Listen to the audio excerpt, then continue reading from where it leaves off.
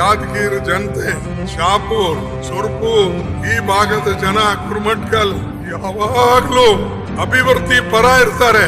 ಎಂದೂ ಕೂಡ ಯಾರಿಗೂ ಯಾವ ಸರ್ಕಾರಕ್ಕೂ ತೊಂದರೆ ಕೊಟ್ಟಿಲ್ಲ. ಕೆಲವು ಜನ ಇರ್ತಾರೆ, ಅವ್ರಿಗೆ ಅಭಿವೃದ್ಧಿ ಬೇಕಾಗಿಲ್ಲ, ಬರೇ ದುಡ್ಡು ಬೇಕು. ಅದು ಹಿಂದೆಂದೂ ಮಾಡಿಲ್ಲ.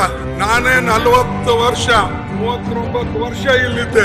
ಆದ್ರೆ ನಾವು ಅಭಿವೃದ್ಧಿ ಯಾಕೆ ಮಾಡಿದ್ದೇವೆ ಅನ್ನೋದು ಇವ್ರಿಗೆ ಗೊತ್ತಿದೆ.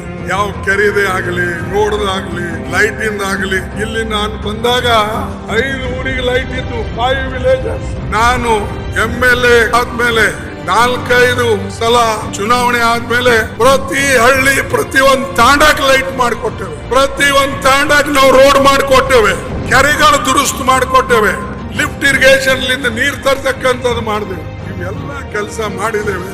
ಆದ್ರೆ ಕೆಲವು ಸಲ ನಮ್ ಜನ ಮರೆತು ಹೋಗ್ತಾರೆ. ಅದು ನಮಗ್ ದುಃಖ ಅನಿಸ್ತದೆ. ಬಟ್ ಈ ಸಂದರ್ಭದಲ್ಲಿ ಪದೇ ಪದೇ ನಾನು ಅದು ಹೇಳಕ್ ಹೋಗೋದಿಲ್ಲ. ದಯವಿಟ್ಟು ನೀವು ಸರ್ಕಾರದ ಸಿಗ್ತಕ್ಕಂತ ಲಾಭವನ್ನ ಪಡೀರಿ.